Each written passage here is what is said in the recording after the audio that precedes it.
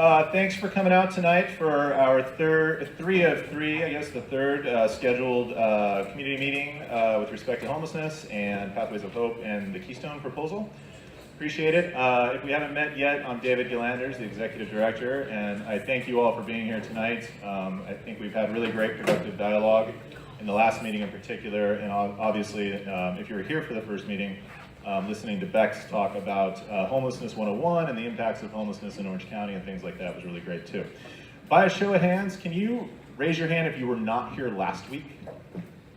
Oh, wow. Okay, great. That's excellent because that'll actually help inform sort of some of the programming we do tonight. So appreciate that.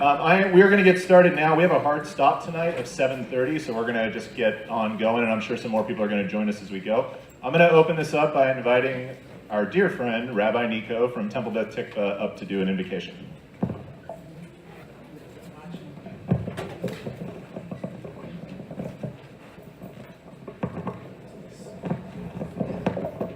We daily say in our prayers that God, Malbish Arumim, clotheth the naked, Masbia lekol chai ratzon, feeds the hungry, Rofeh cholim, heals the sick, and Zokef kefufim, enables the bent to stand straight. We often look at the heartbreaking reality of many people and pray for a better world. And indeed, our prayers have the power to make this world better. But just if we understand that they are a call to us to bring in the divine presence. Our prayers can be transformative if they affect us in a way in which we say, we are here to clothe the naked, to feed the hungry, to heal the sick, and to enable the bent to stand straight.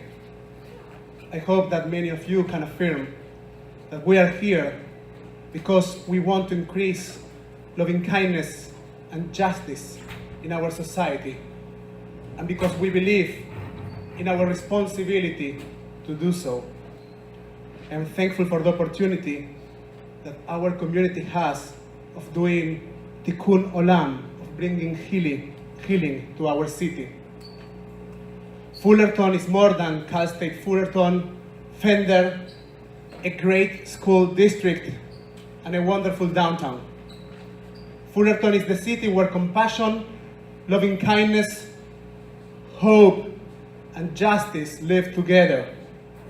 These kind of opportunities aren't costless. Fears and concerns are real. But they can lead either to paralysis or to community engagement and action. And we know that the engagement of our community has brought prosperity and renewal for many. Source of all being, let us with our deeds increase loving kindness and justice. Let us understand the urgency and the opportunity of now. Let us see the link between your presence in the world and our recognition for human dignity. Let us become your partners in bringing hope to those who need it so much, who need us so much. Dear God, let our prayers become a foundation for our actions, and let our actions transform your world for the better. And let us say, Amen.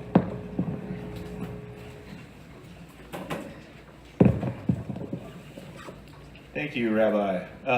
One of the beautiful things about Rabbi Nico is really how he embraces the spirit of interfaith and working with his partners across all faiths. So thank you very much for that. And of course, Pathways of Hope was born out of the faith community as Fullerton Interfaith Emergency Service.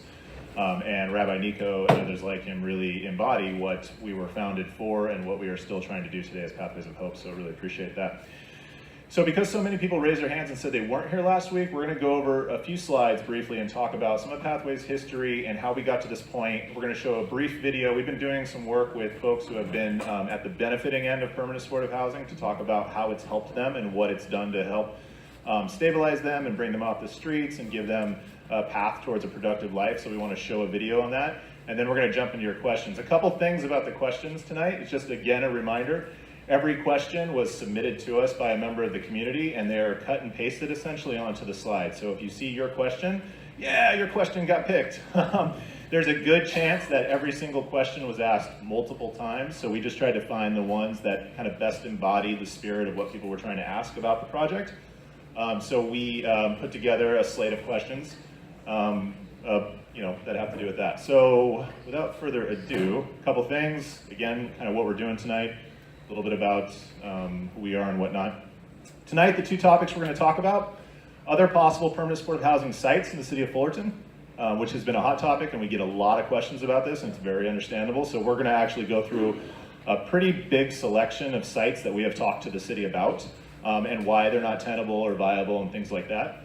And then some stuff about population, and that is eligibility, evictions, population, and scope, so the kind of folks that we're going to be helping, hopefully at Keystone, and just some realities of working with that population and what we can expect to see of the folks who are there. We have a really great panel to talk about all these things tonight. I'm going to introduce them now, if that's okay.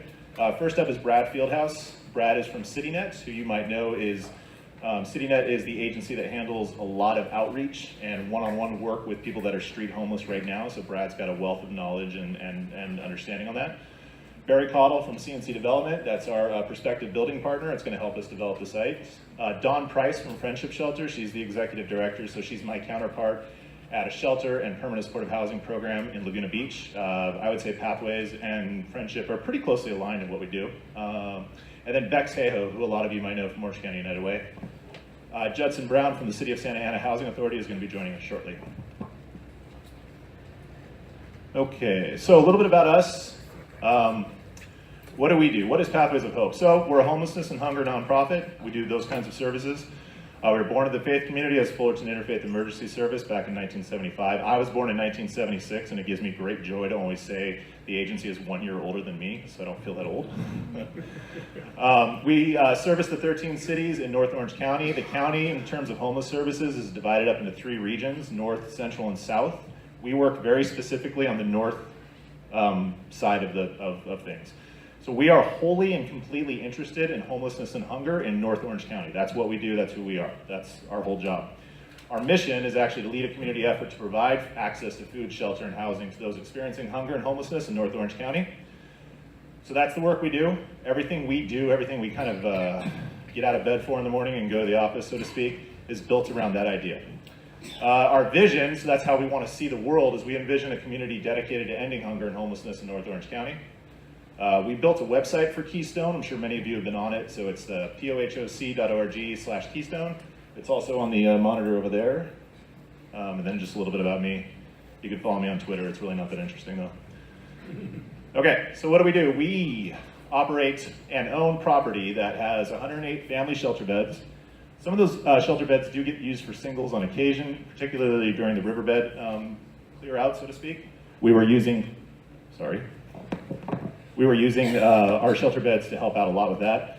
We had 8 bridge housing units. A lot of this takes place just a couple blocks to the side of downtown. Many of you have been to our properties before, driven by and seen them. They're beautiful, well-maintained.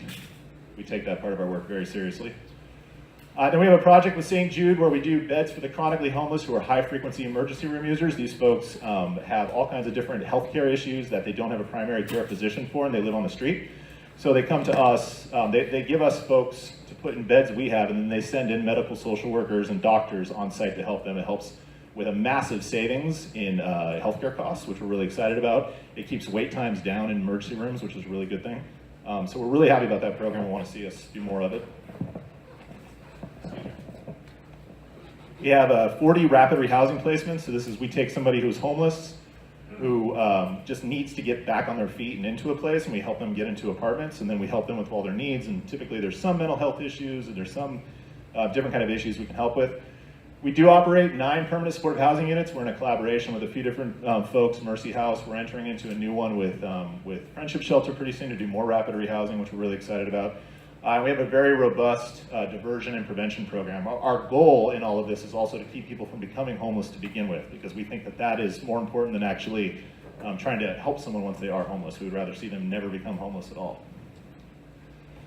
So does everyone know who this guy is? Who is it? No, it's Brad. See, Brad's right there. See him? I invited the guy from the slide because, you know, he's in the slide. No, so this is Judge Carter. So this is kind of the portion where I want to talk about how we got here. So basically, back in earlier this year, January, February, when the federal lawsuits were filed around not displacing people from the riverbed unless they had somewhere to go, a bed to be tied to or something like that, a suitable location to be relocated to, it really started the wheels turning for a lot of us in the community that does this work about how we could more effectively do this work and get more people off the streets and end homelessness for more people. So one of our things we started doing right away is talking to the cities and saying, hey, what is it we can do? How can we help? Pathways of Hope can be a good operator, can be a good partner in trying to help you end homelessness in your city. So what does that look like? How can we help you with it? And things like that. So the federal lawsuits get filed. Back in March, there was some of us might have been there that day. There was a full day in court, in Judge Carter's courtroom from about 6 a.m. to, I don't know, midnight, I guess, where we were all down there, and the city managers were there, and a lot of the service providers were there, and we were trying to brainstorm about how we could do things. And we went to the city of Fullerton and said, hey, how can we partner on some stuff? How can we do some things to end homelessness for the people in our community? A little bit about me. I was born in Anaheim, lived in Placentia, grew up in Brea, and then lived in La Habra before I moved to Orange about 20 years ago, or 18 years ago. And so I know this area really well. I went to Brea High School, went all the way through Brea schools, and I had a good idea of how we had gotten to this place with homelessness locally, what it looked like, how many folks were on our streets, and the kind of impact it was having on local service providers, on first responders, and things like that. So went to the city and said, hey, how can we work together on this? So we started looking at sites to do permanent supportive housing, thinking that we had enough of a problem in the community that supportive housing where you could take someone who was street homeless or someone in a shelter and put them into permanent housing with services so that they would no longer be homeless would be a net positive for the entire community. So we started to look at sites. We're going to talk a little bit more about sites as we get into the questions. So there was an initial visit to the Valencia site, which I'll talk about. And then we saw 1600 Commonwealth. We said, hey, can we start talking about what we could do with this property? What's possible here? How much homelessness can we end on this property? What would it cost? How would it be beneficial? Going through some of that stuff. And then another big thing happened. Santa Ana sued the county and all other cities. And so this kind of put, sorry, Rabbi, the fear of God into a lot of people about what we would do next and what the cities would do next and how the cities would respond to all of this. And then we had our city council E&A hearing, which, you know, we all know how that went. And then one more thing I just wanted to add to the bottom of that, which is really, really important, is a bill called AB 448, Assembly Bill 448 at the state level. We were all kind of dovetailing with this, kind of monitoring this closely, because this could be a financing vehicle so that the city would be off the hook for spending any actual money and just having to do something with land that they had. So I think that's about the timeline. Okay, let's see. I'm going to ask Michael to come help me really quickly. We're going to watch a quick video. I apologize, it is 10 minutes, but I think it's really good. And it demonstrates the power of permanent supportive housing and some of our service provider partners and what we can get done.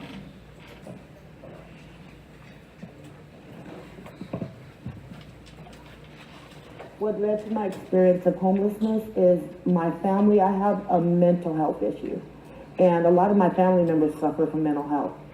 So when I'm not on my medication and not going to my doctor's visits, I tend not to pay my bills, not to take my medication. I get off track. I end up homeless. Can't go to my family because the majority of them, about 80% of them, same thing. So that was one of the big issues that led me to being homeless.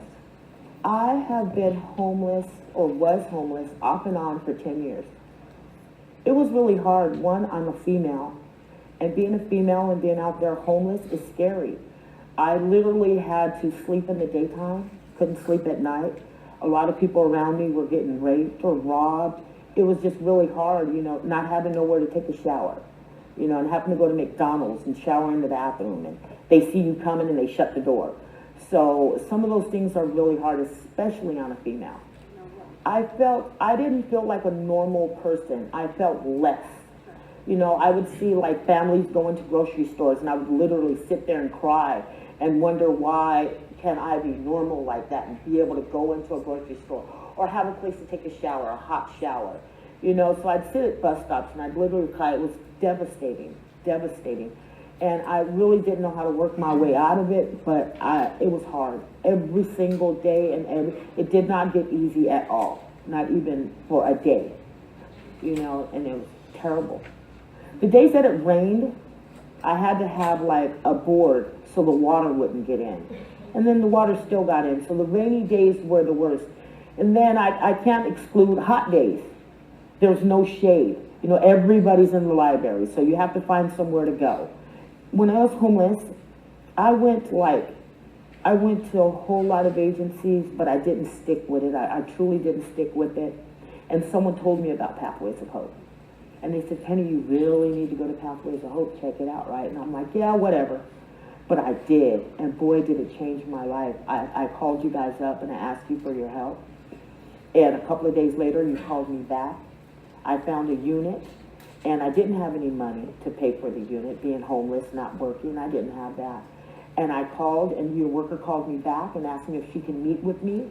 I met with her, signed my papers, Pathways of Hope came, paid the deposit. I got my keys that day. That was 3 years ago, and it has changed my life dramatically. I mean, I've come back to Pathways of Hope for a couple of other things too, and you guys have been there for me all the time. The food pantry that you have, the clothes that you give, the support, the groups, the classes that I attend, that you guys give at the Fullerton College. All of those things helped me to build a foundation. You know, when you got me the house, you paid for the house, I was able to take a shower. I was able to have someone to put my medication so I could take my medication on time.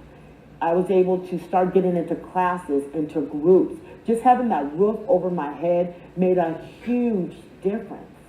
You know, now my family's able to come and visit me, and I get visitations with my kids. It's just, my life has dramatically changed, and Pathways of Hope was like the biggest thing that happened when they came and paid that. Someone cared, and you guys were there. And I'm still in that apartment, and you know, and I'm growing, and I love it. And without Pathways of Hope paying my deposit, I would have still been in the street. And it's a blessing. I can't tell you how it's changed my life dramatically.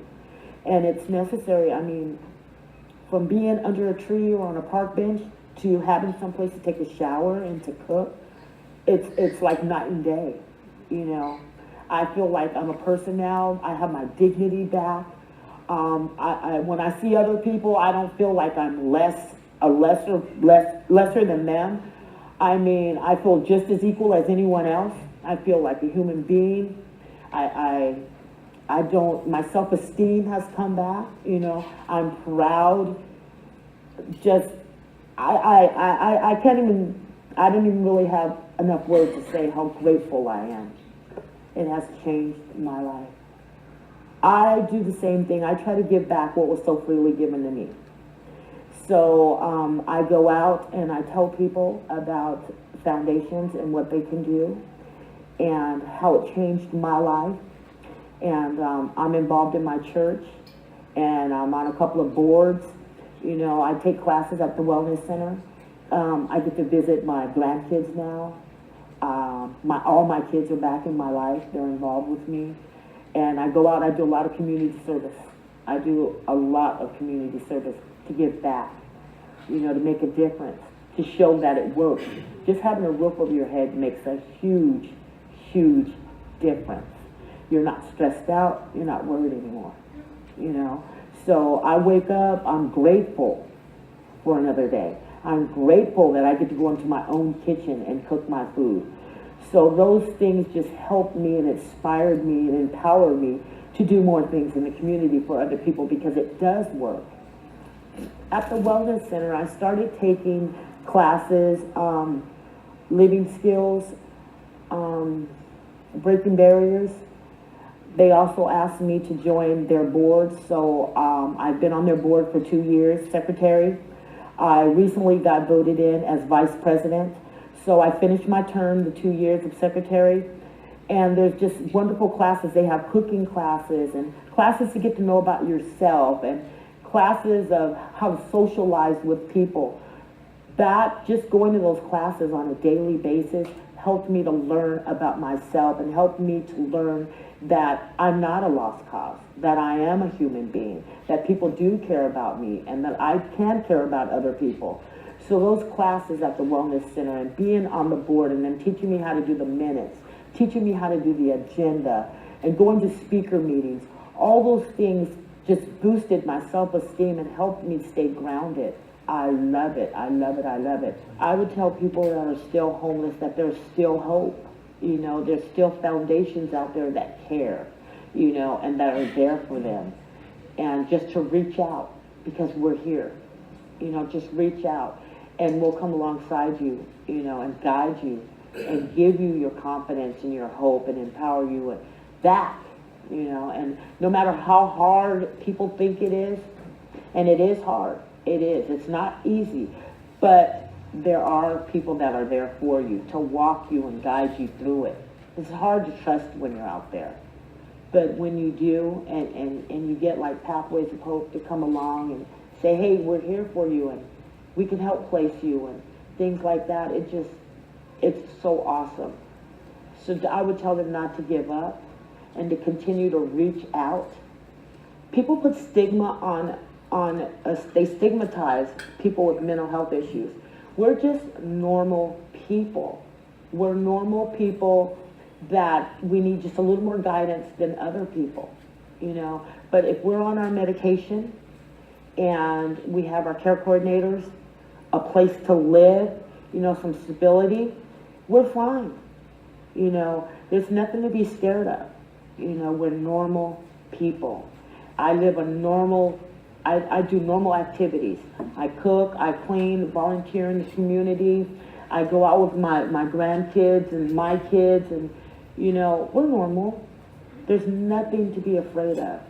You know, the only thing to be afraid of is not knowing, you know. So my advice would just think of us as, like, if you have cancer, that's not your fault if you have cancer. You know, it's not my fault I have a mental issue. I just have to know how to deal with it, take my medication, get with my care coordinator. But I'm just as normal as anyone else. If I was walking down the street right now, you would not say, hey, that girl has a mental issue. You would not know. So we're just normal people. Yeah. I'd like to really truly say thank you to Pathways of Hope for being a part of the change in my life, to feeling that I'm a normal person, and the roof over my head, and my family coming back. I have like 80% of my family back, you know. And all my kids call me, hi Mom, how you doing? And Mom, you want to go to Chuck E. Cheese? And I get to take my nephews. I'm on the emergency list to go pick up my nephews at school. I remember there was a time I could not do that, you know. So I'm just so grateful for the chance that you guys gave me. Truly grateful. I can't thank you enough for the change it's made in my life, and it hasn't only affected me, my family, and people that are close by me, and people that I helped. So I just want to say thank you. It really, truly made a huge difference.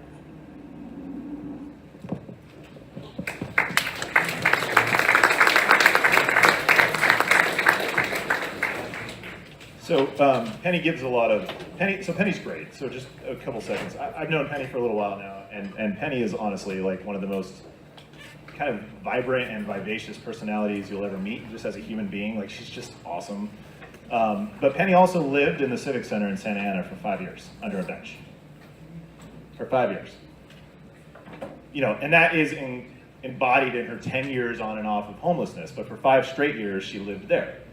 And I think when you get to know Penny, how I met her, just really briefly, is I was at, it's not really funny because it's actually something very sad. We celebrate every year as Homeless Memorial Person's Day. So and I'm very appreciative. I saw Scott Larson here. He helps organize it. It's a day of memory of all of the people who are homeless that we lost in the county. We do it every year right around Christmas.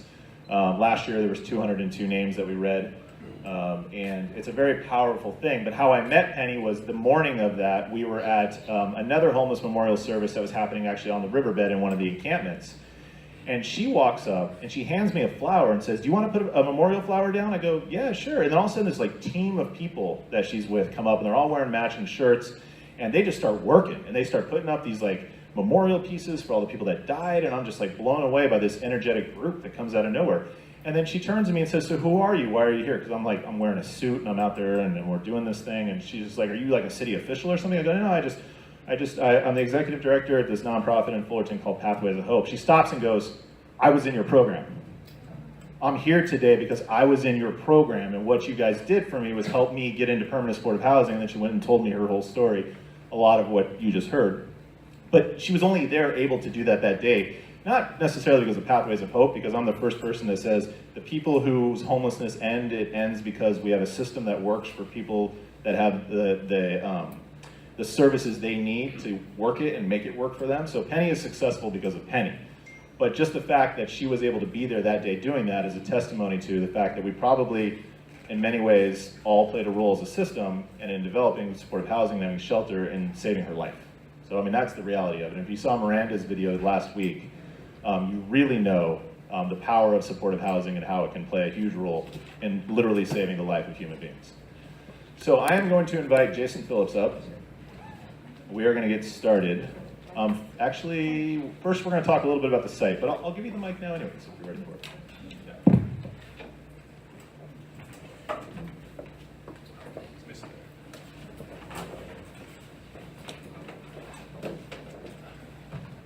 So, can you guys hear me?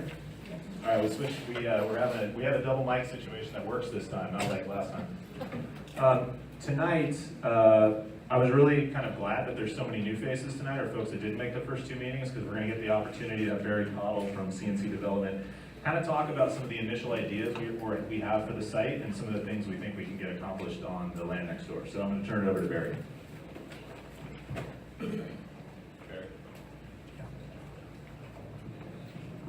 Thank you very much, David. Good evening, everyone. I'm Barry Cottle, as David said.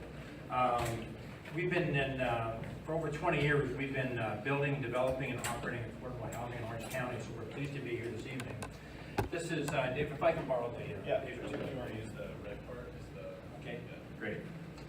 This is the property right across the street that everybody recognizes right here. We're in this building right located on the right here. The property is about a little over 2 acres. It's about 2.3 acres. We're very early in the planning stage. This is really a conceptual site plan, what we're talking about, what we're thinking about. There's a lot of work still going through before we'll be presenting further detailed plans and going to the city with our planning, of course, where to be. This shows a concept of approximately 60 to 70 plus apartments, individual apartments on the property itself. There's 3 different buildings, 1, 2, and 3. There's 4 buildings altogether. In the middle, we're very fortunate in working with Pathways of Hope. First time we've had a project with a partner and a service provider would be located right on site. Pathways plans are to move right on site, move their corporate offices, their staff, their service providers, everyone would be right on site. They would come to work here every single day, which is a lot different than having a complex and people going to visit the complex and visit the residents. So they'd be right here where they would be. The property is completely fenced. We have 2 entrance points, 2 gates. Both are off of Commonwealth, that way they would be.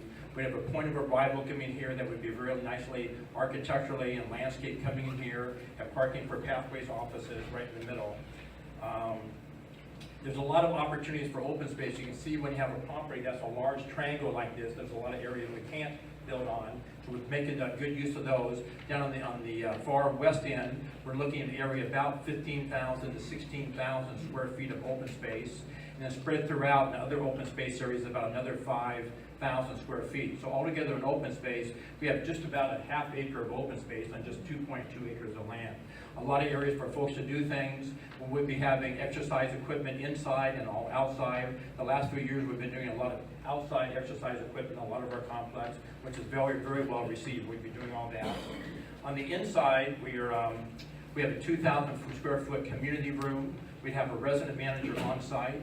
The community room would have a lot of different things for meetings, for groups, for activities that we'd be doing. They're all 1 bedrooms. On the apartments, they have full kitchens and full baths. next slide here.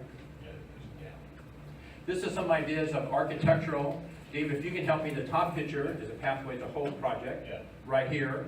This is one of our communities. This is, if you're familiar with Santa Ana, the water tower you see run across, like around the 5 freeway, you see the water tower along the freeway. This building is built right next to the water tower. But these are some examples that we're looking to do. You can see that the flavor, we're looking at the architecture is what we're trying to do. It'd be a Spanish Mediterranean architecture, and that's just some good possibilities on that for this. Push the button early, so thank you very much.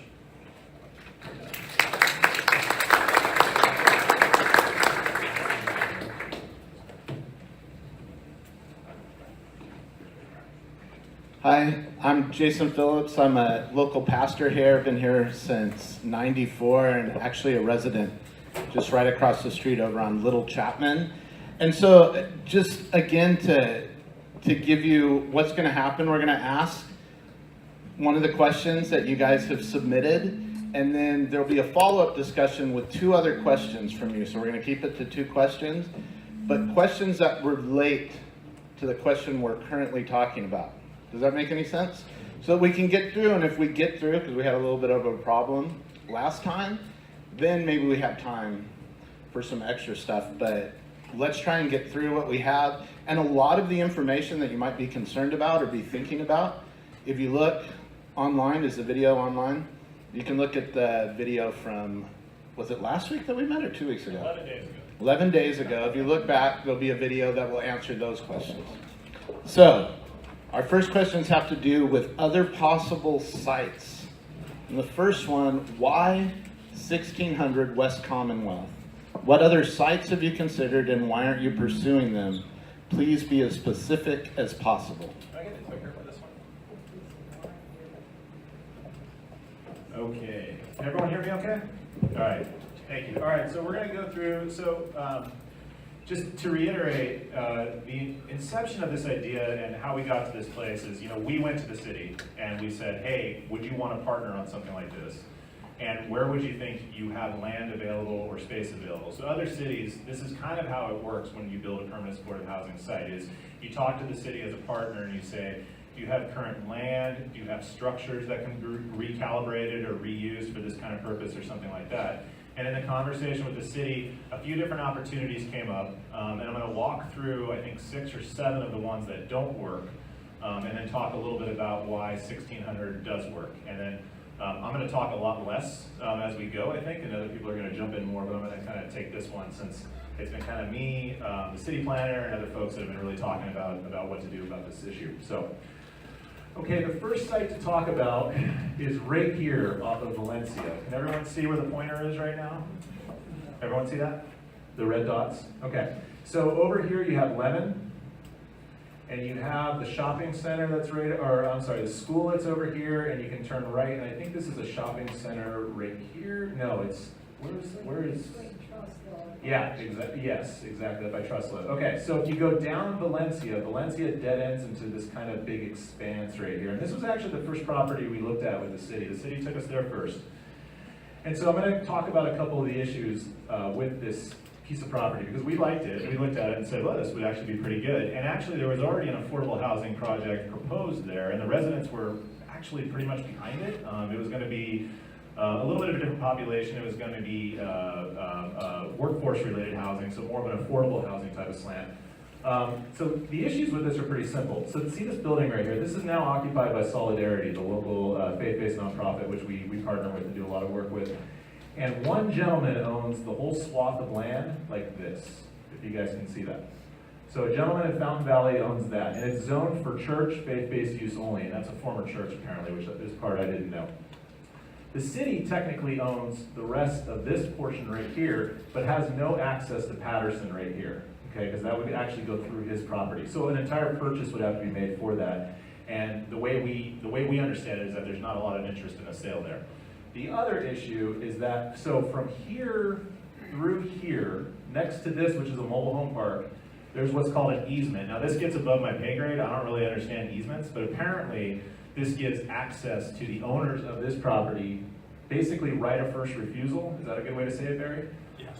On what can be done with this driveway here, which you would also need to access this property.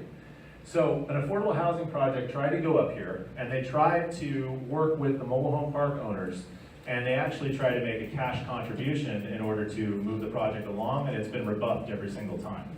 So there's a multitude of issues with this property. There's control issues, there's zoning issues, or no zoning, not really zoning issues, because you could probably work with the faith-based zoning, but you can see there's 3 different parties here, and the city has very little leverage of what they can actually do with this property. So that's the first one we looked at, and we liked, and would have done something there probably, could we have. So the next one is Beechwood Park, just north of Beechwood Elementary. And this one has a couple of different little issues that are, well, not really little, they're kind of significant. So one of the issues is that it's directly next to a school. And as we all know, trying to do a project like this directly when you're like literally in the same parking lot as a school would probably be problematic. On top of that, you have all of this residential, which is that much closer than any other site we've looked at, which is literally just across the street. There's also a pretty big zoning issue here, and there would need a big general plan amendment in order to get this done. So the city is not interested in really working with us on this property, and it seems to me like this would be kind of a difficult one to ever really pull off. The next one is this one. I know there's a couple people in the room that are here. I just saw Rachel come in. We talked about this one. Hi, Rachel. We talked about this one. So this is that area next to the cemetery and in front of Beechwood School. So this is interesting because a lot of people have come to me and said, why don't you build there? The answer is really simple. So this property was given to the Library Foundation at one point. The library, and then the Library Foundation gave it back to the city. And then the city gave it back to the Library Foundation. And now the Library Foundation is going to sell it for a profit and put that money into your local libraries. The word is, and I don't know how true this is, but the word is that the cemetery is very interested in expanding because cemeteries have to expand at some point, right? And obviously an adjacent piece of land like that right there would make sense for them. So again, the city has no control over that now. That's entirely on the Library Foundation as far as I know. Okay, next one. So this is another one that a lot of folks talk about, Parks and Bass and Cherry. Okay, this big, long kind of triangle thing that bends a little bit. A couple issues with this. Barry would know more about this than I do, but a couple of planners I've talked to said this would be a total nightmare to develop into anything that would be multi-unit housing because of its shape. But more importantly, there's a stream that runs through the middle of this in certain parts. And the environmental mediation that would have to happen to actually build something right here makes it absolutely cost prohibitive. No one would really touch it in that case. It's also zoned for public land. So if you really want to try to reverse park property or public land property that everyone can use, I mean, I ride my bike on the Fullerton Loop sometimes and end up over here in this area. That will be something that is probably not going to happen. So the city is not inclined to really work with that, and I think more than anything else, it's the environmental mediation that would, or remediation that would have to happen to make that property work. Is that accurate, Barry? Very much so. Okay. Okay, Raymond and Wilshire. This one is absolutely a pipe dream. I would love to have a piece of property this big to build on. The problem is it's privately owned. It's owned by a gentleman named Dr. Kwan. And when this was going up for sale recently, there was an absolute gold rush to the city, an avalanche of phone calls, people interested in it, wanting to know what it was going to be. No one really knows what's going to happen with it yet. The city hasn't been able to get any details out of Dr. Kwan as far as what he's looking for to sell it, or looking to sell it for, what it would become. But there is a ton of interested suitors that have a lot of money that really want this piece of property. If you're not familiar with it, Polly's Pies, AutoZone here, and that newish Walgreens built right here, so right off the rim. And Kimberly Clark. So this one we talked a lot about on the 16th. Kimberly Clark is privately held. The city will have no jurisdiction over it when it goes for sale. Right now, the current suitors look to potentially do something with distribution centers or some kind of, we're along the 91 freeway and the 91 goes straight to the harbor. And so there's a lot, or it connects to the harbor, so there's obviously a lot of interest in making sure that, or a lot of interest in the idea that something between here and the Inland Empire, between the harbor and the Inland Empire is available for distribution and things like that. So that is what most of the people, the rumor is at least, and again, this is just what we are hearing through hearsay, most of the people who want to buy all 66 acres are interested in it for that purpose. This part here is not owned by Kimberly Clark, but the thinking is that whoever buys this is going to try to buy this demolish all of it and turn it into some kind of industrial or distribution center, warehouses, things like that. So we don't know if that's what will happen, but the city doesn't really have any jurisdiction over it to say yes or no, that can or can't happen. Okay, then there's this parking lot up off of Euclid, which we're really getting into small parcels now. So it's across the street from First Presbyterian Church. A couple people have said it's an empty lot next to a church. It would be perfect because the church could help with things. It's a very, very small parcel and it's already been sold. So it was privately held, it was sold, and it's slated to become 2 single-family homes, is what I've heard. So that's that. Jason, do you want to see if there's any questions about those? So any questions around the location?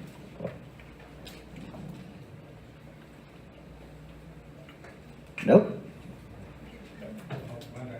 Oh, one back here.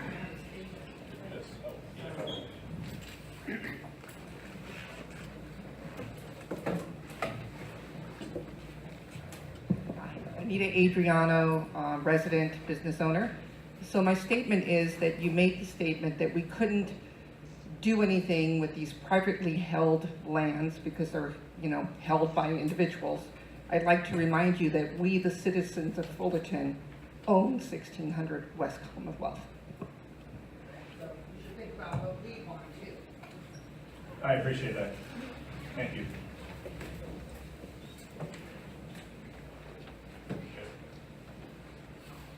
So no more questions.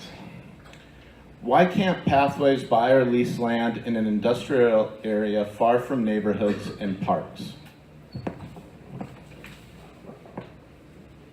Okay, I might bring my friend Judson, who just got here, in on this to talk about the complications of trying to do housing zoning for this kind of housing in particular in different areas. Thank you.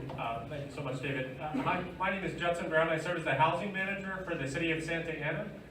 And we are here to fully support this project 110% for the city of Fullerton. These projects are difficult. They're very, very difficult to finance. They're difficult to develop. First and foremost, they take a substantial amount of public subsidy to actually make the project possible. So what you have here is an opportunity provided through the city of Fullerton to develop permanent supportive housing on this site by land that they're providing. Now, land is usually one of the most expensive parts of a project, in addition to the construction of the project and development of the project itself. So the fact that the land is being made available by the city of Fullerton for this site makes this an ideal site for the residents of the city of Fullerton to address this issue on behalf of the residents. And Barry, you want to talk about how valuable land is as an investment for a project? Yes, as Judson said, and David, to find the land, you saw the sites that we've all looked at, and Judson talked about the value of the land. We compete for the funds, and it's very, very competitive. We do a lot of our financing through tax credit financing, is what it is. To have that, we need a contribution from the local agency, in this case, which is the city of Fullerton. The contribution of the land makes receiving those tax credits a lot more viable. We compete on by region areas, like by Orange County, and there'll be 4, 5, 7, 8 people competing to have one project built in any one year, in any one time period. So it's very, very competitive, and the contribution of the land by the city often makes the project viable or not viable. So it is very competitive that way. And so just to put that into relative to where David and his team stands, if David were to have a commitment of, say, $2 million or $3 million from a public source or a private source, and he was able to take those funds and look for a project in an industrial area far from neighborhoods and parks, that's what it would take. But David doesn't have that kind of financing. He has the potential for a commitment of land from the city to make this project possible, to directly address the homeless issue on behalf of the residents of the city of Fullerton. That's what we've done in the city of Santa Ana effectively, and that's what we encourage the city of Fullerton to do the same.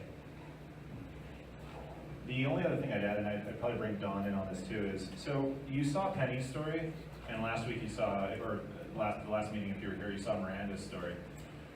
I can't imagine too much worse when trying to reintegrate them into society than to try to isolate them far away from normal relationships with people and grocery stores and places they can get their hair done and things like that. So I think there's a real value in trying to make sure that if we are going to bring people back to health and we're going to bring people back to productive lives, that we do that in a way that brings them to a place where they can live in a normal, functional neighborhood. And I mean, I personally think that the dignity of that, and you know, Penny used the word dignity a few times in her video, and so did Miranda, it's really important. And so part of me says, I can understand, you know, the want for, you know, building in other kinds of places, but you know, the truth of the matter is, you know, we're offering the opportunity for people to not be homeless anymore. And not being homeless means that you live a relatively normal life on your medication or taking care of yourself and the people around you.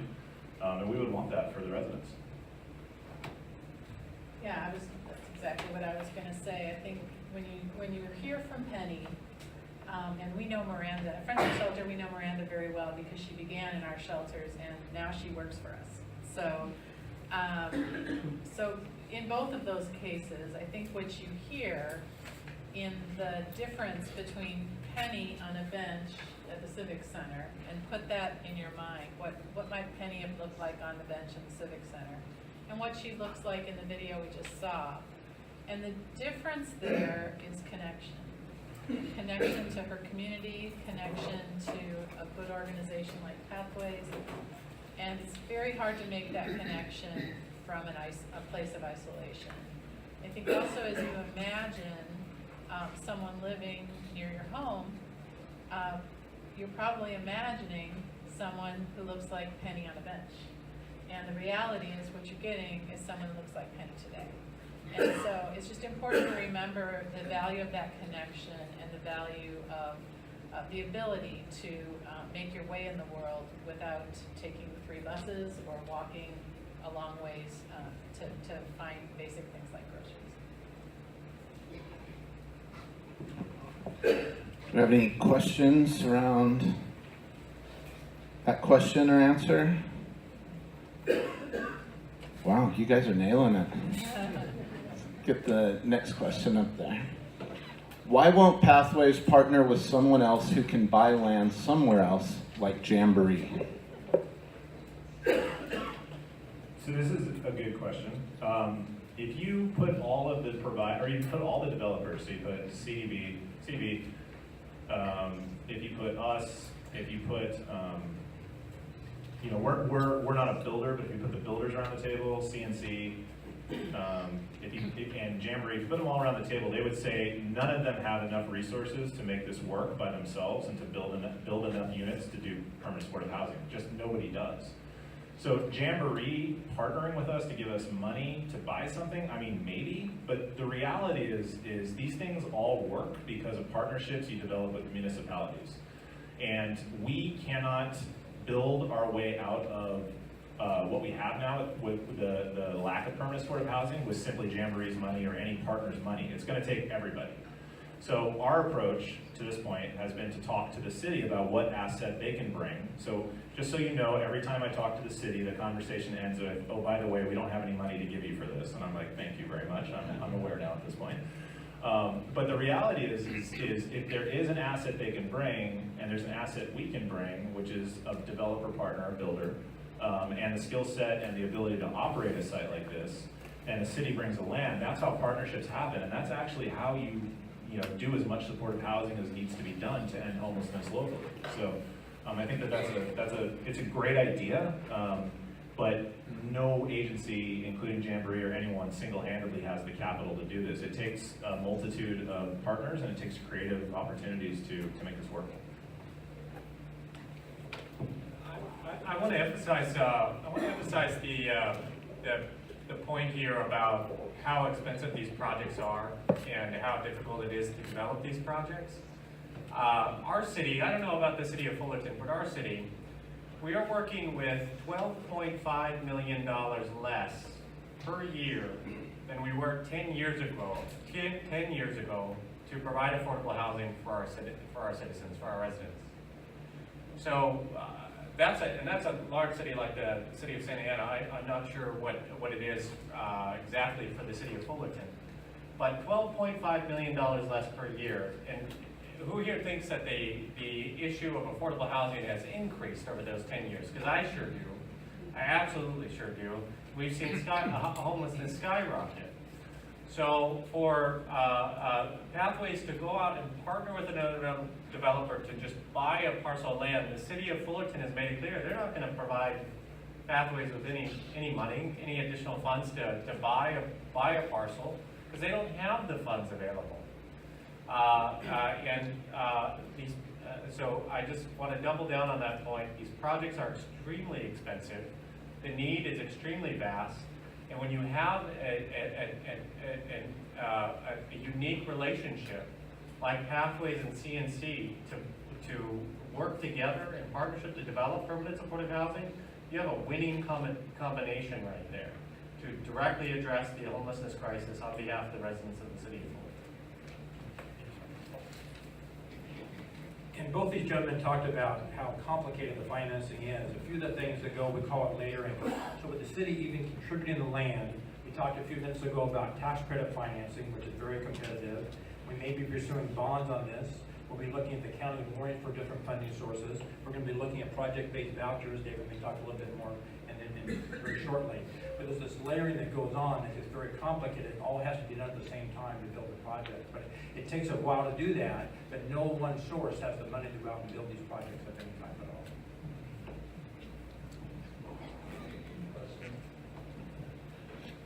You have a question? Yes, last meeting, Chelsea, I believe, was the Association of... yes, at the last meeting, Kelsey from the Association of Cities for Orange County spoke about Assembly Bill 448, the Housing Trust Fund, and that would be very important if it passed. And I guess yesterday it did pass the legislature sitting on Governor Brown's desk.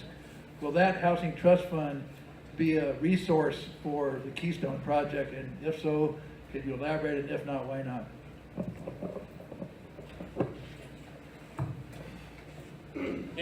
Yeah, thank you so much for that question. Yes, sir. It will be a resource if it can be successfully formed and created with a commitment from the partner cities to join the Housing Finance Trust. That's what it's going to take. It's going to take the cities committing to join together, joining the Housing Finance Trust, and then committing their resources to that housing trust to actually make the resources available. If those two things don't happen, if cities don't join, and then if they don't contribute their resources and commit their resources to Housing Finance Trust, then we won't succeed with it. We're all very optimistic about it. We're all very encouraged about it. But it's going to take some cities really, putting their barriers down and committing to a collaborative county-wide effort, which this requires. This absolutely requires, because individual cities, like the city of Fullerton, like the city of Santa Ana, like the city of Anaheim, we cannot address this on our own, and we need the commitment from other cities. But it is a potential resource that if it's successful, it will be able to provide resources for this What problem. would be the downside of Fullerton or another city not connecting to it? What's their advantage in staying out of it?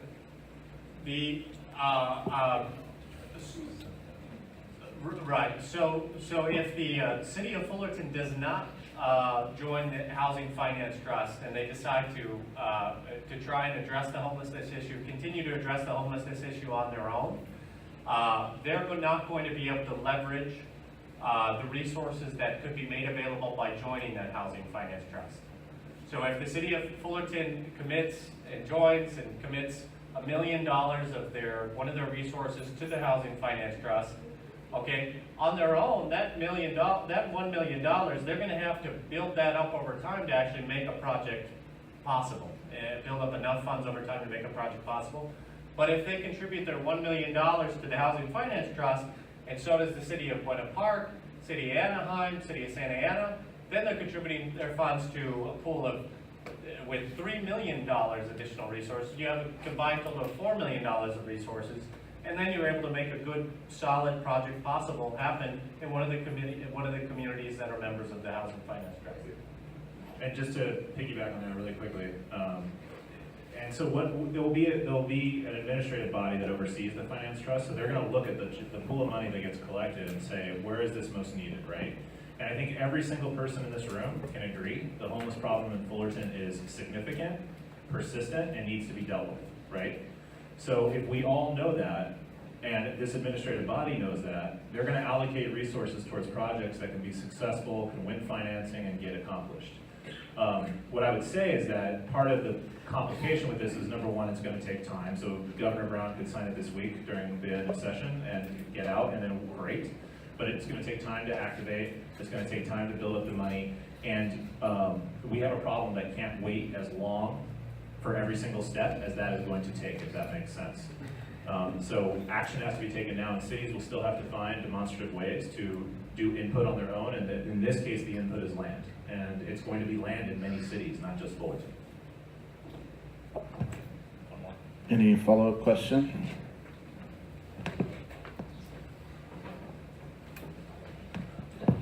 Oh, okay. Judson, you were nice enough to talk to me after the last meeting, and what you just said opened up the door for me to ask a question about something that we discussed.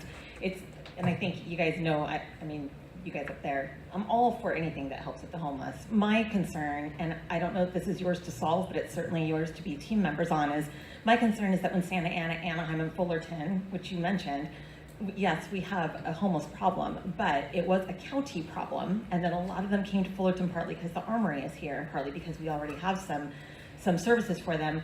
My concern is that we just keep building here and that the other cities don't do their part. And I'm going to put you on the spot. I hope you don't mind, but I would love for you to address this. You said, well, when cities like ours build permanent supportive housing, the other cities will see what is happening and then they'll jump on board. And my thought is, yeah, right. Yeah, and I'd really love for you to address that, because I don't think that there's any indication that a city like Irvine or Newport Beach or Rancho Santa Margarita is going to go, look at what Santa Ana and Fullerton are doing. We should do the same thing. I've lived here a long time. I don't see it happening. Could you address that? Right. I definitely don't. I don't live in a rosy-colored world like that, where I think that the city of Irvine and Newport Beach are going to just all of a sudden jump on board because we're having successful permanent supportive housing projects in our communities. But what I can tell you for sure is that homelessness is a housing issue, first and foremost. It is a housing issue. You could build an emergency shelter, you could provide all the case management services that you want to somebody on the streets, but at the end of the day, their primary issue is homelessness. They're without a home. It is a housing issue. And so permanent supportive housing works to address this housing issue, and the structural way that we're currently providing affordable housing in Orange County and across the country, actually, of not targeting the housing for homeless individuals, that's not working. We've been trying to provide affordable, mainstream affordable housing for decades, right? Decades. And it's not working to address the homeless issue. Permanent supportive housing addresses the homeless issue because it builds the housing targeted with a preference for homeless individuals and families. So if the other cities aren't willing to join on board with us and follow our example, we as cities, the city of Fullerton, city of Anaheim, the city of Santa Ana, we're going to do our part up to what I want to do, what I want to see is I want to see our cities do our part up to the allocations that were provided by the ACCOC. Our allocation is 289. I can't remember what it's 127 for the city of Fullerton. So if you develop 60 permanent supportive housing units here in the city of Fullerton, you've got 67 left. Okay, and then once we achieve our goal, then at that point, our elected officials, our leaders, our city leaders, as well as the county, need to apply as much pressure to those other cities to say they achieved their numeric goals that were allocated to their cities based on the per capita population. You need to do the same. And then we stick to this as a regional issue because it is a regional issue. Homelessness is mobile, and again, homelessness is a housing issue first and foremost. I think I was a little confused. Agreed, not my question, but yes, agreed. I would just say, we are the South County counterpart to the mission of Pathways of Hope in the North County. And I'm actively looking with partners in South County cities at opportunities. So the other cities are interested. The other cities are having these conversations. Newport just opened a permanent supportive housing property about 6 months ago.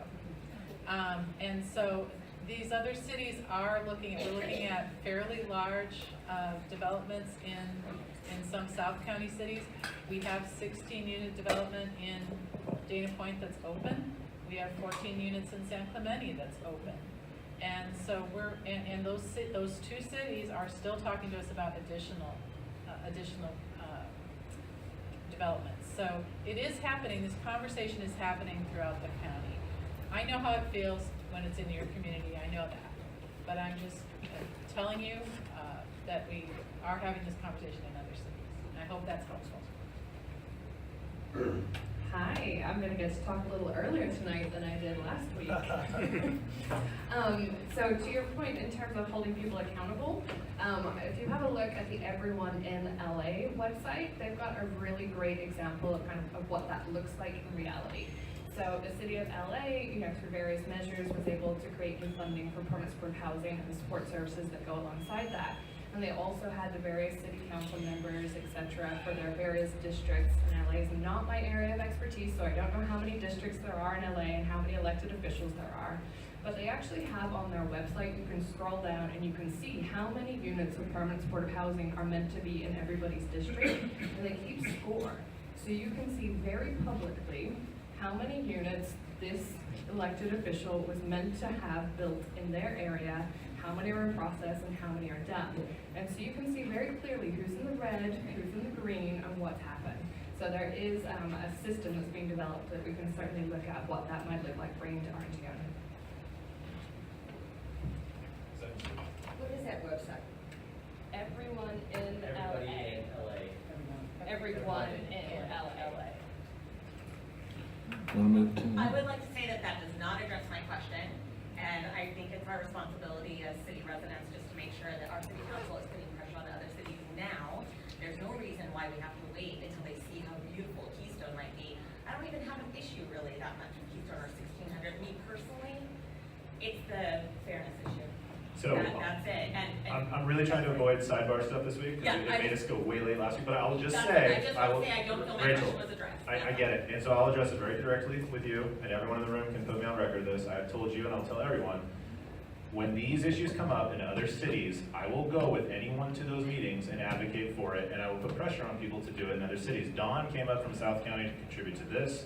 She'll contribute to other things. Judson is here from Santa Ana. Because as a homeless provider system, as like an ecosystem of people that do this, we should be holding other cities accountable and other nonprofits accountable. So you have our commitment, you know we will do that, and I think there will be more of that pressure as we go. I wasn't saying anything negative to you guys. Oh, you're fine, I know. All right. Yep. That's all right. Yep. Okay. Why are you still pursuing the project when you know that there are residents in the neighborhood are opposed to it? What is the attitude of other organizations nearby the proposed Keystone site? So I've had a lot of really great conversations about people's concerns around this, and I think we've done a good job of acknowledging what those concerns are and having sometimes very long 2-hour conversations. Anita, you're back there outside Rudivagores after we're having lunch about this and kind of trying to talk through it. And I know there's no answer that can satisfy every single person on a lot of this, but what I will say is that there really isn't anywhere you could do this kind of work without having a dialogue with the community and without community concern. And we expect that, and we know that's there, and we're here engaging just because of that exact reason. And we're very happy to do it. I mean, I don't want to do something like this without talking to people about it. part of the reality though for us, and Brad is probably going to talk at least a little bit as we get into eligibility about the number of homeless here locally, probably not in great detail, but talk a little bit about what we're seeing in patterns and things like that. We have a problem in Fullerton and in North Orange County in general that we have to start taking decisive action on, and we have to start doing something about. Keystone is just one piece of a much larger matrix of things that have to happen. And there's no community we could do this in where we will not have to have the similar dialogue. When we talk to other cities, and there's a question coming up about it, yes, we do talk to other cities about doing this in their neighborhoods. We have that conversation now. How are we going to work with the community? I know there's a couple of partners of ours in the audience right now that are trying to build something in Anaheim, and they're actually here to watch how we do our community meeting because they're doing them there. There's nowhere where you can do this that this will not happen, and we're fully cognizant of that. At the same time, we have to take bold, decisive steps in leadership to start to work on this problem. And I would just say, and I said this on the 16th, and you probably get tired of hearing me say it at some point, which I understand, but we know we have a problem now. I want to picture a world 5 years from now, after a recession, when wages are still flat, housing is still a major shortage, and rents are too expensive. I want you to think about the picture of homelessness in our community at that point.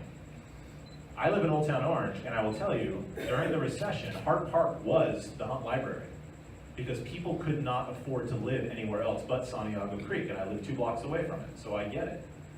But that's the reality we are headed towards, and we have to do things now to address it. As far as other institutions in the neighborhood, I'm not going to put people on blast and say names or everything, but we talk to the school district, we have an understanding about what we're trying to do. A lot of folks who work at school districts understand the value of having people who would otherwise walk themselves through campus in the middle of broad daylight actually being in housing so they wouldn't do that kind of thing. So we have a lot of support from other institutions in the community that really feel like this would solve the problem of waking up or coming to unlock your door at a local business in the morning and having someone sleeping against it. And that's really what we're trying to get accomplished with it. Any questions? You've probably addressed this many times already, but what about the issue of, Fullerton has this project, I don't know, 500 units, whatever it will turn out to be. What about that being a draw from all the other cities that, adjacent or, that border us, that all their homeless will come this way? So it's a great question. It's one we have addressed a few times, and we're not building 500 units. I don't want anyone to get worried. It's about 10% of that. So it's a great question. So what we know about building permanent supportive housing is that it's not a draw because there's nothing there for you unless you live there. So there's no value in walking up to the front door of an apartment complex. But you have an office. Have an office, but we won't do any services. I might be there, our fundraising team might be there, our volunteer coordinator, an operations finance person, but that's it. We do, and this is a good opportunity to talk about it, all of our walk-up services occur at the hub in Richmond Park, which is at Richmond Elementary School. And we're nestled in there with a couple other entities, St. Jude, Cal State Fullerton Center for Healthy Neighborhoods. I'm on the advisory board for that. And we all work together to try to create a central hub for people to walk up and get access to services. So that's where people are going now. They're not coming to our business office now. That doesn't happen. Every once in a while, someone will come to our shelter, but I think that there's a huge difference between coming to a shelter that's right on the street with no wall, and by the way, has no issues in the neighborhood anyway, and knocking on the door, and coming to a gated apartment community. I lived in apartments my whole life as a kid, and I can't remember ever thinking someone would walk up and ask for a service. It's going to be kind of indistinguishable from any other nice apartment community you've seen. There'd be no impetus to go there, and especially where it's located. It's not going to be a food pantry, it's not going to offer shelter, it's not going to offer anything in the way of a service that someone would just walk up and get. If you're thinking about our offices, think about just an expanded leasing office is really what it ends up coming down to with administrative staff. But there's no on-site social worker, there's no one to do crisis mitigation for people that are walking in off the street. We'll have those folks to help with the residents, of course, because that's a natural part of doing supportive housing. But nothing available, no rental assistance. All of those things we do, we have staff at the hub in Richmond Park that help very specifically for that, and we're looking to expand that work pretty significantly. So If I could just add two things. First is that CNC Development is actually a private market company.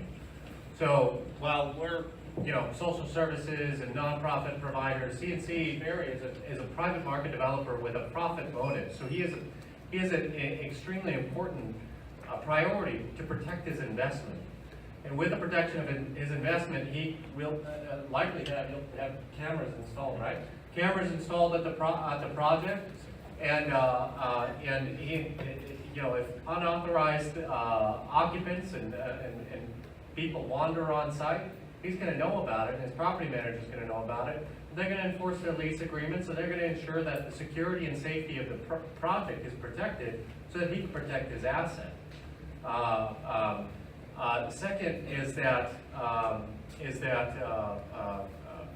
there's going to be a preference for City of Fullerton residents.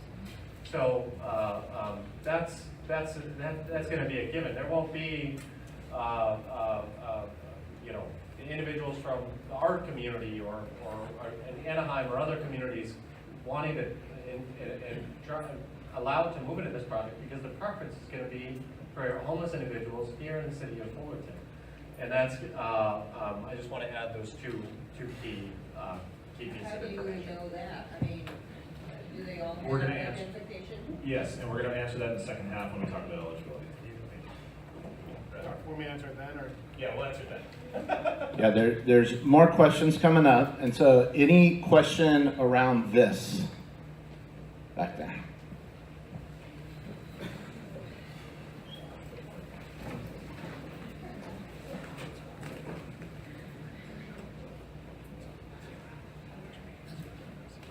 Okay, thank you. It seems that at some meeting some time ago, they talked about the boundaries and that it wasn't going to be lawful to take a homeless person in Fullerton and drive them down to South County and drop them off. Did I make that up, or is that? Sure. I operate 2 shelters in South County, so I can maybe answer that question. And it gets a little bit to this idea that anything we do, whether it be shelter or certainly permanent supportive housing, becomes any sort of a magnet for people to come toward. We are starting to work regionally, and we have a commitment, a system. David talked about the system.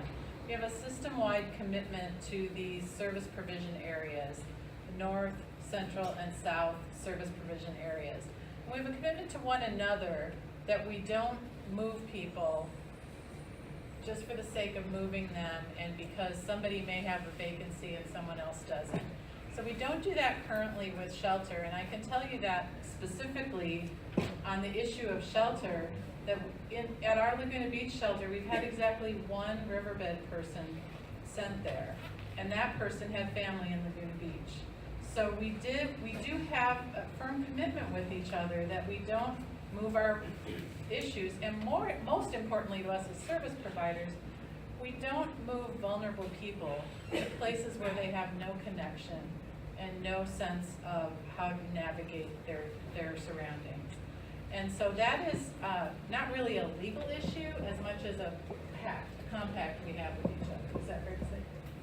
That's fair to say, but there's also a constitutional issue, which Judge Carter is probably going to lay some claim to, with transporting people against their will out of the area, right? Because one of the issues we do hear from some people is, can you just take the homeless people, put them on a bus, and make them leave? The answer is absolutely not, for a lot of reasons, but the main one is that the lawsuits that will come after you will be so fast and furious.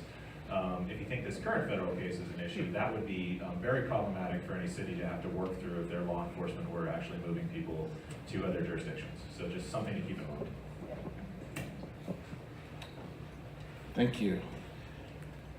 Right, is this one? What do you just another little recap. Try and ask a question. I'm here to try and move this along. Around the questions that we're discussing at the time, we kind of talked a little bit about this at our last meeting, so this information again is on site, or you can ask them later. What do citizens who currently live next to permanent supportive housing projects have to say about permanent supportive housing projects? Do they say it has a negative impact on their lives? And how do they say it has affected their daily lives and their community? I mentioned earlier, we've been developing and operating low-income affordable housing for over 20 years in Orange County. We have a very positive relationship with our neighbors. We're very accessible. As either Judson or David talked a little bit, we'll have an on-site manager on the property 24 hours a day. We have maintenance men on the property all the time. They go into the property, repair anything that comes up. They're in the field in the county every single day. Like Judson mentioned, we do have cameras on our properties. We get graffiti on all of our properties. It doesn't matter what city in Orange County we're in. We maintain on the property, we maintain that paint for the walls, the paint for the stucco, the paint for the trim. Our managers walk the property before 8 o'clock in the morning. We hate to say that people doing the tagging, the graffiti folks are not working the same hours we are. They're staying up to 6 in the morning. You know, we're getting up at 6 in the morning. So by the time by 8 o'clock or 9 o'clock, there's any graffiti on the property has been painted out. What we found through experience is people will try, taggers will paint the same wall, the same part of the building 4 times. It seemed like them to move someplace else. I'd love to tell everyone they would move out of town or go to another city or even out of the neighborhood. But if we all paint the graffiti out on any of the walls at any of our properties, whether it's out here or downtown, any place, they would move out quicker. But we paint that out. They can't come show their buddies again what it looks like. We've never sold one of our affordable projects. Again, after 20, I think it's actually longer, but in Judson City, we've been our longest in Santa Ana. We're just about 24 years. We still own that property. We've never sold one of our low-income affordables. We've been doing that for a long time now. Pathways of Hope have been around over 40 years now. You know, they're very experienced. So we're in this, you get us for a lifetime is what you get us for. And we're going to be good for our word. You're going to have, their phone number. You're going to have David's phone number. You're going to have my cell phone number. And if you live across the street and we're not keeping our word, you see something and say, what's going on, you can call either one of us is what you can do. But we do work very hard. We're known in the industry and management as we're very fair, but we're very strict. The leases, the rules and regulations, they get longer every year, it seems like. But you know up front when someone moves in, what they're getting into, and they have to live by those rules and regulations. Brad Fieldhouse, Executive Director of CityNet. We are under contract by the City of Fullerton. We're a homeless outreach team. We actually know most of the folks that live on the street here in Fullerton. We also work in surrounding cities. A couple thoughts is that we're a referral agency. That's a technical term, meaning we're one of the agencies that sort of kind of gets the read on sort of who's who on the streets and sort of looks and sort of helps to prioritize real time on the streets to sort of figure out where is the best fit. So it is true that currently we are unable, there is no walk-up facility shelter in North Orange County, so we are unable to currently take people past Anaheim, essentially. You can't go south of that. That's a current environment. But most of the folks, as a referral agency, a property like this, sort of thinking about it as sort of system flow. There are people who we are familiar with on the streets of Fullerton right now. We've only been under contract, we've been under contract since February of this year. And we've had an 87, I looked at the numbers, 87% retention rate when we were able to sort of build that trust with an individual on the streets here and actually then sort of help them navigate. Truth is some of them have sort of burnt the bridge with a particular program or just wasn't right for that season of their journey. And we have been able to find a place for them to go, sometimes drug rehab, sometimes other shelters and other sorts. A permanent supportive housing unit would, in some cases, be the appropriate referral site. Somebody who we bump into for whatever reasons based on their circumstance, it may make good sense for them to go immediately from the streets of Fullerton into a program like this. But most of the time, the people who would probably best take advantage of this are folks that we're working with who are probably in another environment right now. And this is sort of, when I talk about system flow, there are people who are taking up beds currently in other facilities that really this would be their next best step as they sort of go through their journey and as the system takes care. And then that would then free up beds of folks that we're working with now in the county or in the city that would potentially take advantage of those beds. So in terms of sort of getting the system to move, we have people that we cannot, residents of Fullerton that are homeless, that we cannot get in because those beds of the next best opportunity for them are stuck. The other thing I'll add to, and then I'll have some other thoughts later, is to the idea of sort of shared responsibility. we, all the cities in which we work, we happen to work in a number of the cities that are right next door. We, as a street outreach team, we sort of know who's on the streets. Just in a matter of time, we sort of know who's living where. We happen to know if people move from Fullerton and they end up in Buena Park, or vice versa. You were in Buena Park and then now you're here and for whatever reason. So we've sort of the system is doing a better job, not of tracking people and sort of saying, where are you going? But we're doing due diligence as a system to make sure that we're tracking people so people don't fall through the cracks, genuinely. So we just completed it. We actually did what I just described as a census in all cities in North Orange County over a 5-week period. And we interviewed lots of people. We didn't just count people, we actually interviewed them. And are now utilizing that data to make sure that people are getting prioritized, nobody's slipping through the cracks. And so we know the folks that are in Fullerton because we've talked to most of them already in such a short amount of time.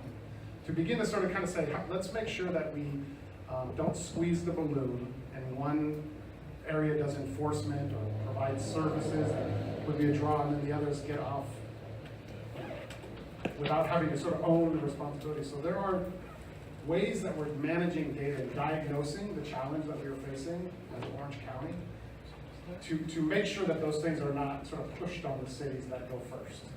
So this project would have as a referral agency a priority of Fullerton for Fullerton residents. As a referral agency, that's important because we wouldn't be going to Anaheim and bringing people over here necessarily because there's a bed available. They would have to be identified and connected to Fullerton. I want to add two quick points. First is that when we developed and financed the 71-unit permanent supportive housing project called The Orchard, some of you visited it in the city of Santa Ana. The project began moving tenants in James, what was it, June 2015, I think? Or 16, I'm sorry. 2016, right, June 2016. Since then, and the project is right next to an Avila's El Ranchito business, very popular Mexican food restaurant, fantastic Mexican food, right? We've had one complaint from that business. And when we received it, our property manager and our staff were out there the very next day to address their complaint. Haven't had any complaints since.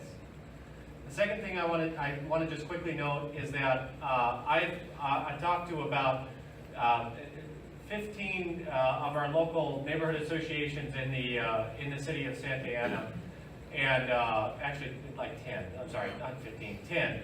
And of smaller groups of about 15 to 20 people. And our residents were tired. They were very tired of hearing the same old story of what we're doing to address this issue and realizing that, that we're not directly addressing the issue. We're just telling them the same thing year to year to year. When we started talking about permanent supportive housing, our residents, one, they educated themselves, but two, they began to understand the value and importance of what we were trying to do, and some of them have now become our biggest advocates behind what permanent supportive housing as a solution to address and reduce homelessness in our communities. And just really quickly, so we can keep the meeting moving, just really quick, Dawn and I both operate between us, a lot of decentralized permanent supportive housing. And we have folks here from Mercy House who also do a lot of that. And I want you to envision something for a second. So imagine you live in an apartment and your next door neighbor is a permanent supportive housing client. So they're formerly homeless and now they're not homeless anymore. They live in an apartment and they receive inbound services from caseworkers. Folks come in and provide them food and things like that. We have these units scattered throughout apartments. We never hear a peep. We've had one person who had a problem and she broke a window in her house. And then we did a little bit of, because of that relationship, the people got a little strange about it, and we said, okay, well, we'll move her to a different apartment. Same apartment vendor, same management company, we just moved her to a different apartment. But from neighbor complaints, we never hear anything.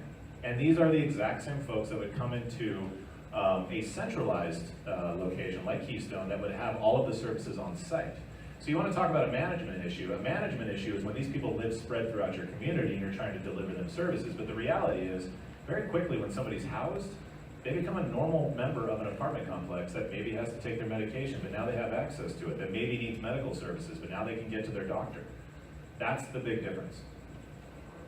Yeah, I would just say we have 87 units of permanent supportive housing, 52 of them are scattered site. You have how many scattered? A lot less, yeah. So we have a few more problems than the one. Yeah. It gets hard when you're a landlord. Anybody else a landlord in this room? The job we have with all of our clients is to help them understand what the parameters are that are acceptable to be in society. And when someone has mental health issues, that can be a difficult message to send. So it's important we have the lease. It's important that we have the landlord relationship as well as the service provider relationship. Because when someone is outside what's okay to do as a tenant, that's not okay. It's not okay whether you're a PSH provider or a general market landlord. And it's important we tell people you're outside the line. You need to come back inside or you can't be here anymore. And we do that all the time. I'm looking at Patty who has even more than we have. And we do that all the time, and guess what? 94% of our people stay in their house, stay housed, despite the fact that sometimes we need to redirect. In terms of how neighbors respond to us, when I get a call from somebody saying, your client is disrupting my neighborhood, it's almost always a client I haven't been able to house yet. It's almost always a client who's still on the street. I don't get calls very often at all about our housed clients. And when we do, we respond. We come right out. We talk to the client. We work it out. We're good mediators. And if we have to, we move someone along. But by far, a person who's not housed is going to have a bigger impact on your neighborhood than a person who is. Yeah, I can't echo that enough, that last part about a permanent person that's unhoused has a bigger impact on our community than a person who is. And that's very important to drive home. The other thing I say is we operate 56 shelter beds and 8 apartments and 4 more beds for chronically homeless with disabilities in an ungated sidewalk development that's right off of downtown. So last year, we got a total of 6 we called the police, or a resident called the police, a total of 6 times. And that could have been anything from Billy fell down and broke his ankle, which we had a couple of those because kids do kids things. We had a person who had some medical issues. We had to call for a paramedic. And we had one issue where someone had to be talked to by the police because a little bit heightened aggression, we'll say. One, and an entire complex over the course of a year. I grew up in apartments. 10% of people who live in conventional apartments get 3-day notices every month. Okay? A high percentage of people get phone calls from the police about music being too loud and disruptions and things like that. It's not dissimilar from a normal apartment community in any of those senses. So any questions around this subject, or what was just discussed?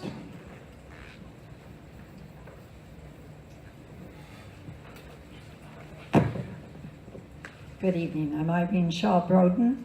Question I have, this may have come up the first meeting. We weren't here the first time. We were here last time. I know that when we at Pathways, or it used to be Fullerton Interfaith Emergency Service, we always had home aid helping us with some of the construction that went on in the properties. Now I've been here twice, and David from his company, I've heard twice now about that company, and what I'm questioning is this a sold deal that it's going to be David's company, or do we have the opportunity of having other companies also provide their uses for what we need? Thank you. That's a really good question, Irene. To be completely transparent, so there's issues with choosing certain providers based on different fundamental things in every city, right? So in the case of Fullerton, there's certain providers that would be problematic to work with because of relationships with the city and things like that that we're aware of. In the case of building these kinds of units, you have a very small group of providers to go to. So Home Aid, and Scott's right there. Scott could even talk to you, Irene, after this if you like. We love Scott, good friend of mine, one of my mentors. But the truth is that they don't do a lot in developing multifamily housing of this size and scale and competing for tax credits. Is that fair to say, Scott, for something like this? So the pot of people who do that work is very small. Now, we're still in negotiation with CNC because, quite frankly, we're still in negotiation because, quite frankly, this part of the process got very accelerated in a way we didn't expect in the beginning. So a lot of those things are yet to be determined because we don't have a deal worked out with the city yet. The city has not determined if they want to do this or not, and that's really whose decision it is at this point. When they make that determination what to do with the property, then we can start to close a deal with a building provider. I will say that we're very comfortable with our relationship with CNC. I've known them for years doing different work at nonprofits and talking to them. They're not the only provider, but they're a very good one, and I'll put their work up against anybody in the community, quite frankly. Just to make sure, is it around this subject? Thank you. If I could just quickly add to that last one, I think I have the utmost respect for CNC. CNC has developed the majority of our affordable housing projects in the city of Santa Ana, and the quality of their team, of every member of their team, is just tremendous. When I first met Barry, I met him in one of a motel that he had recently renovated, and I walked in and he was telling me about the project.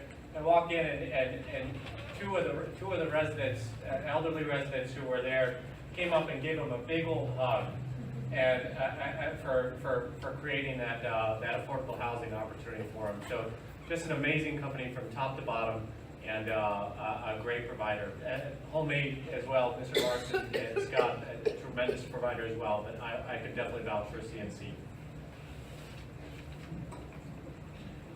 They're also a great music factory too, no? Oh, come on, that was good. That guy did that. Hi, my name's Bernadette and I live on Basque.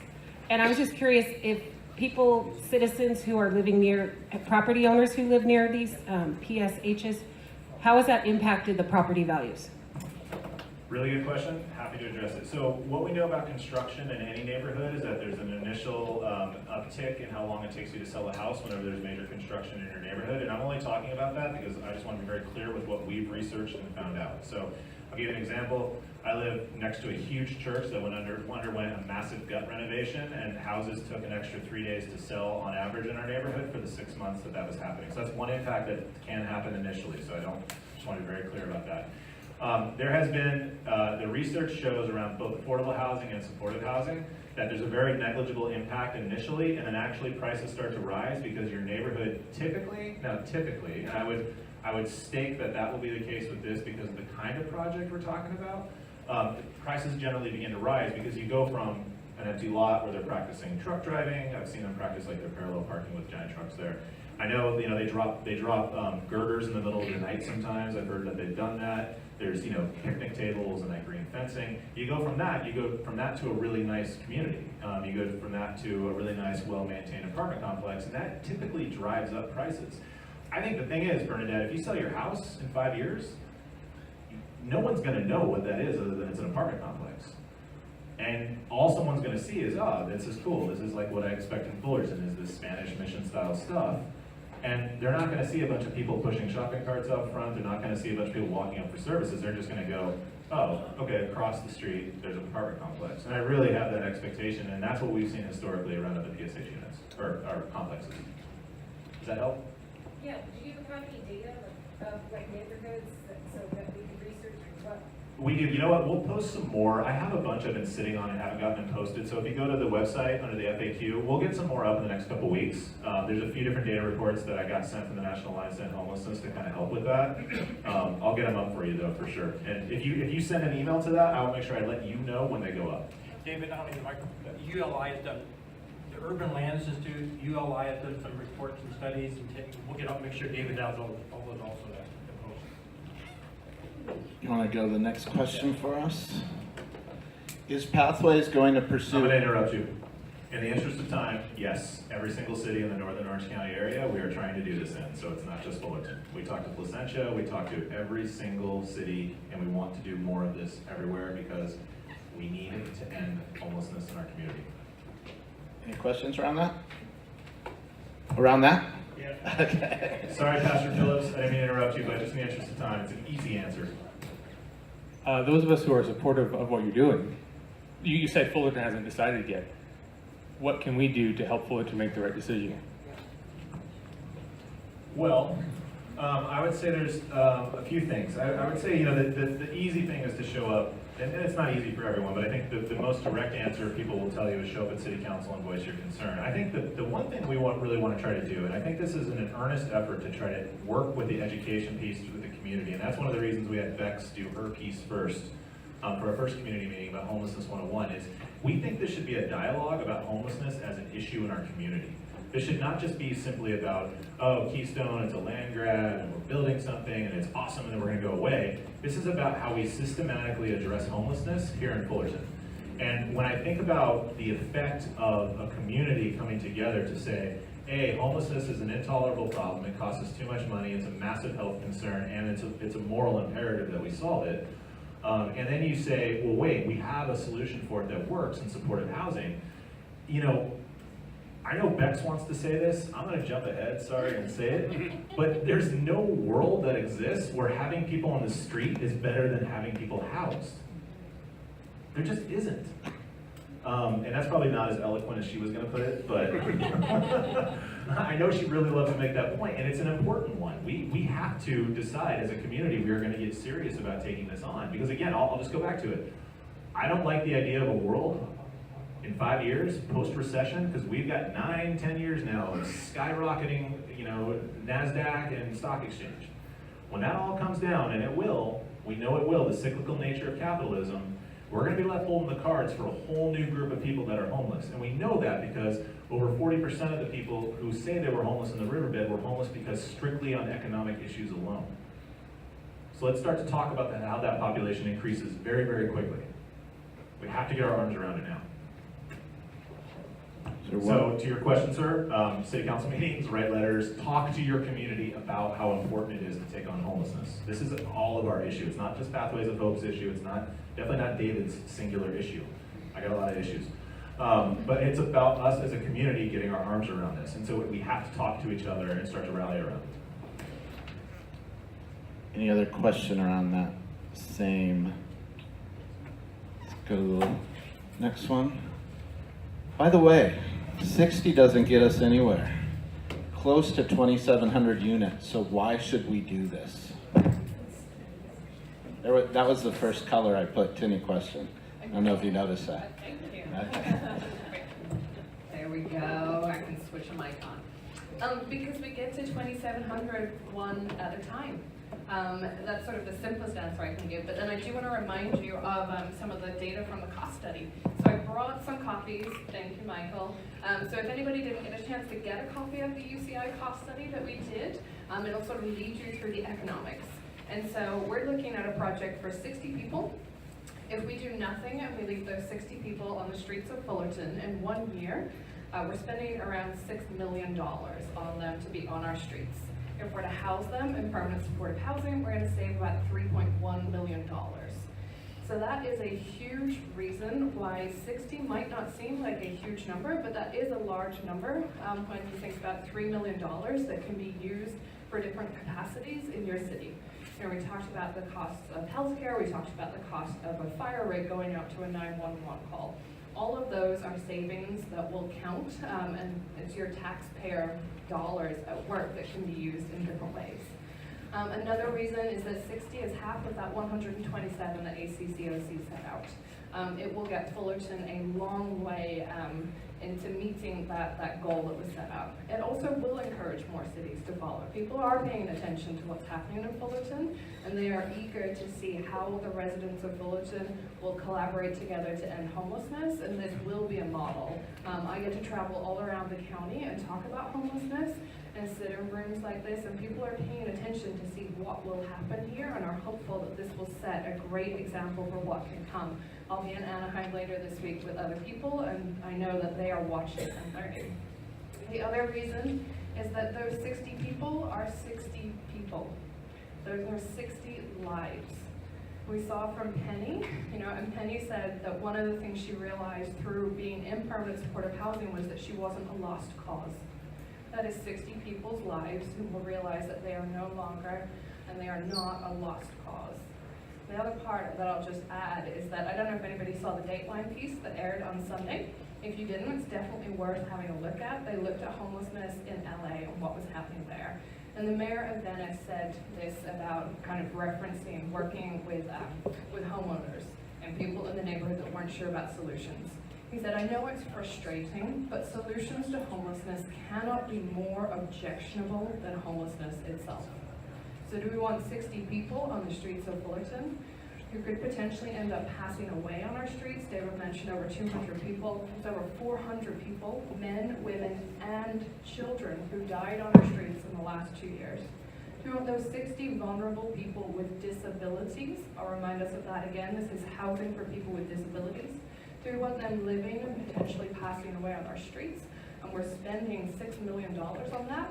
Or do we want to spend $3 million and have them housed and give them that chance to have their lives transformed like we saw with Penny and Miranda? Any questions around that? Yes.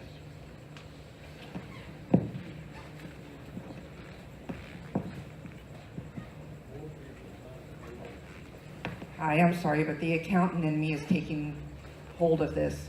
If we're spending $6 million on 60 people, why not just house them in a very nice apartment on Harbor Loft and provide them with the services with you guys going all around versus building a place here? And you can also buy them health insurance with that. So most folks will have health insurance through Medi-Cal. So really quickly, because the units don't exist, there's not enough units. So vacancy rates right now in Orange County are around 1%, and the vast majority of those are way above what what HUD would consider fair market value, which permanent supportive housing won't pay anything above that. So that nice apartment complex that's down by the railroad tracks that just got built over by Heroes and all that, I think the one bedrooms there go for something like $2,500 or something like that, right? I could be wrong, so if I am, I apologize. But the truth is that HUD would never, ever, ever put someone with support services needs in a unit like that. So the way to, and where the $6 million comes from is right now we know every single person that's on our street costs us about $100,000 a year. Housing them costs half of that, so it's $3 million a year. So you have an additional $3 million in taxpayer savings essentially right off the top. Next question. All right. This is it. Yep, eligibility, evictions, population, scope. How many units will you have? 60. How many will it house with mental health problems? So the definition of chronic homelessness is complicated, but it's kind of easy to understand if you think about disabilities in different buckets. So there's people with physical health disabilities, mental health disabilities, and some people with substance abuse disorder disabilities, and developmental disabilities, right? Because we have people that live on our streets that have developmental health disabilities, which means from birth they have had some problem, some barrier that's kept them from probably being conventionally housed as an adult. So we don't know, just to be flat out honest, we don't know the mix right now of what those disabilities will look like for a project that will not open its doors for probably 3 years. What I can say is, going back to the last meeting, there was some back and forth about a service provider for another agency who I think was just trying to help and be informative was talking about how every single person at Keystone would have severe and persistent mental health illness. Two things on that. Number one, we're not even broaching a substantial part of our population being like that for funding purposes. And two, they won't allow more than 49% of your population to be that anyways. To be quite frank, the only way those populations are really best served is when they're in smaller numbers and the vast majority of the people have more conventional disabilities such as physical disabilities and things like that. So it is not helpful to build a facility and put in people with severe mental health disabilities all into one facility. It's actually much better and much more productive if you do a small amount spread out within a single facility. But to be totally honest, again, this project wouldn't open for 3 years. So we have no idea today what the mix looks like. Any questions around this? Again, there was a lot of information at the last meeting if you want to check out the video. What makes a person eligible to become a resident at Keystone? Do they have to be chronically homeless? And can you explain exactly what chronically homeless means? So chronic homelessness is the combination, oh, well, you've got it right here. I'm gonna break it down for you much smaller than this little tiny print you're trying to read. For a person to be chronically homeless, they need to have long-term homelessness plus a disabling condition. That can be, as David just mentioned, a physical disability, a mental health disability. We met Penny. Penny has, it sounds like, mood disorders, bipolar, and last week Miranda had mood disorder and ADHD. Any combination of these things can be the disabling condition, can be a developmental disability, all those things that David just mentioned. The long-term homelessness gets very complicated. I'm not going to get into all the math, but it comes down to someone who's had certainly a year or more of homelessness, and in many of our clients' cases, many more years than that. And so those are the qualifications. That doesn't really tell you much, because a person with chronic homelessness can seem extremely affected by their disability, and they can seem very much not affected at all, and yet that disabling condition is the cause of that long-term homelessness. Any questions around that? Again, some great information on our last meeting. Can I just say one more thing? No, but thanks for offering. No, yeah, please. I think this is a really important point to make when we talk about we're placing people in all these buckets, right? You have a mental illness, you have a physical disability, there's none of us that doesn't have a close family member or friend that falls into the category if you take the long-term homelessness side of it. We all know someone who's housed with that condition. And the person that you're thinking of when I say this, the difference between the people we need to house in a project like this and the person in your mind right now is you. Because you are part of their support system, you're part of what keeps them stably housed, you're part of their community. And all we're asking is to do that same thing for people who aren't housed. Most of the people with every condition David and I have just named, most of those people in our society, in our nation, are already housed. The difference between them and the people we need to help are that they're not yet housed. But people live very successfully in housing with all of these disabling conditions most of the time. And we're just asking to do it for some folks that haven't yet had that opportunity. Do you want to say something? Do you want to pick the next questions, or do you want me to just go to the next one? We'll just go to the next one. Brad's going to take this one on. How will Pathways find residents to live at Keystone, and how will people entering Keystone be vetted? And will pets be accepted? I actually don't know the pet's answer specifically, so I'm going to avoid that, although that is kind of a significant issue. When you're sort of dealing, one of the things, so we were also the agency that was out in the flood control channel, so the folks that were living out there. The stats that we said, when you sit down and talk to people, and you sort of catch them at a time of day where they're honest, and is that we saw, and this was published in the paper, is that 82% of the people said, please help me. Even if they've been out there chronic and they've been out there for a really long time, there was this sort of desperate cry to sort of say, please help me get out of here. The truth is, most of the people out there are not females and or females with kids. A lot of the resources are dedicated to those folks and veterans. We still need more help for those folks. But most of them are people that look like me, maybe 10 years older. And the reality is when you can get people housed, things begin to sort of, the human condition is sort of the way I like to talk about it. The human condition comes back when you start taking a shower every day. It is true, I know lots of people that have substance abuse problems that live housed. And sometimes even taking medication and keeping your stuff with you and keeping the meds and all that sort of stuff is really difficult when you are out there living in the streets. So to get them into some sort of housing, permanent supportive housing, ideally, Penny was a perfect example. I employ pennies. People who used to live in the flood control channel and at the Civic Center are now some of my best employees, who sort of sympathize with those that are facing difficult circumstances. So this idea of sort of what qualifies, it's going to be a vetted. This is a permanent supportive housing. There are environments that this would be best suited for. There are people who have disabilities that this would not be ideal for. As a person, that would be a referral agency.